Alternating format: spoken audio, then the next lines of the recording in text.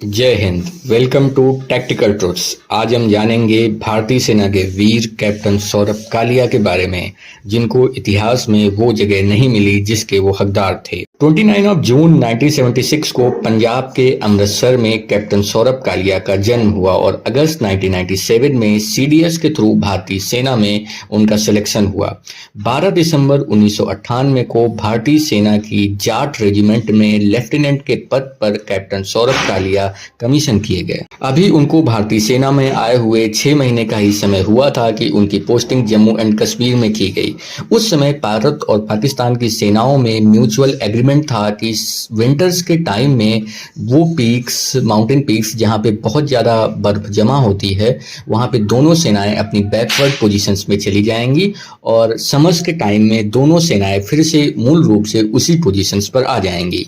14 मई 1999 को भारतीय सेना ने एक निगरानी दल कैप्टन सौरभ कालिया के नेतृत्व में, जिनके साथ सिपाही अर्जुन राम बसवाना, भनवार लाल बगारिया, भीखाराम नरेश सिंह सिनसिनवार और मूल राम विदिशार थे, को इस बात का निरीक्षण करने के लिए बजरंग पोस्ट की तरफ भेजा गया कि क्या वहां पे सेना की रेजिमेंट, सेना की टुकड़ी को वहां पे तैनात किया जा सकता है। बर्फ पिघल गई है। लगभग 17,500 फीट की ऊंचाई पर पहुंचना इस चोटी में अपने आप में बहुत मुश्किल टास्क था। भारतीय सेना या कैप्टन सौरभ कालिया को इस बात का बिल्कुल भी अंदाजा नहीं था कि वहां पर घात लगाकर पाकिस्तानी सिपाही बैठे होंगे, लेकिन वो और उनकी टुकड़ी ने उन पाकिस्तानी सिपाहियों का बहादुरी से मुकाबला किया और लगभग 22 से 25 पाकिस्तानियों को अपना गोला बारूद खत्म होने से पहले मार गिराया।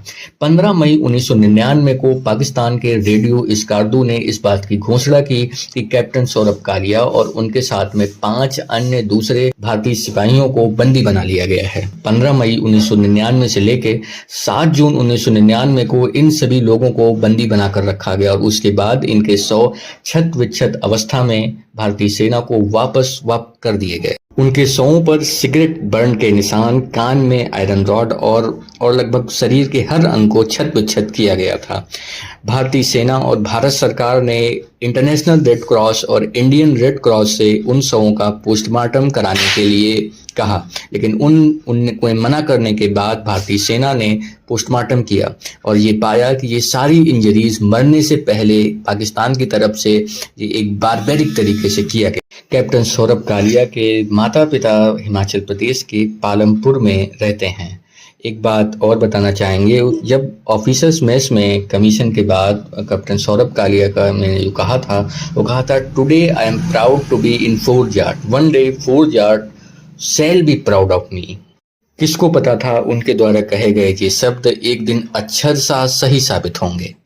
उनके पिताजी मिस्टर एन.के. कालिया द्वारा इस मामले को भारत सरकार से बार बार इस बात की गुजारिश की गई कि इस मामले को United nation human right council और इंटरनेशनल कोर्ट ऑफ जस्टिस में ले जाया जाए, लेकिन अभी तक इस मामले को कहीं ले नहीं जाया गया है। इवन कि मोदी सरकार के 2014 में आने के बाद 2014 में ही सितंबर के महीने में एक पीआईएल के रिस्पांस में सुप्रीम कोर्ट ने गवर्नमेंट को ये ऑर्डर दिया कि 6 हफ्ते के अंदर इस बात पे जवाब दिया जाए कि गवर्नमेंट का इस मामले में स्टैंड क्या है और उसने इंटरनेशनल कोर्ट ऑफ जस्टिस को अब तक मूव क्यों नहीं किया है। भारत सरकार ने अपने रिस्पांस में ये कहा कि ये मामला फॉरेन कंट्री और फॉरेन पॉलिसी से रिलेटेड है और एक पीआईएल में फॉरेन कंट्री और फॉरेन पॉलिसी के रिगार्डिंग गवर्नमेंट को आदेश बिल्कुल भी नहीं दिए जा सकते हैं।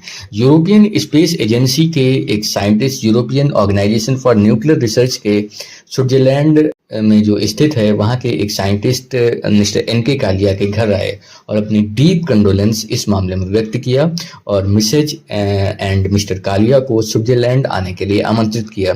एक जो दिल छू जाने वाली विशेष थी, वो एक पाकिस्तानी जो यूएस में सेटल्ड थे उनकी तरफ से आई। उनके द्वारा एन.के. कालिया जी को जो मैसेज किया गया, जो चिट्ठी भेजी गई, उसमें लिखा था, I am very sorry for what happened to Saurabh. He wrote, our country is now controlled by mullahs. Palampur में कैप्टन सौरभ कालिया के नाम पर सौरभ वन विहार, कैप्टन सौरभ कालिया मार्ग और सौरभ नगर का नाम किया गया है।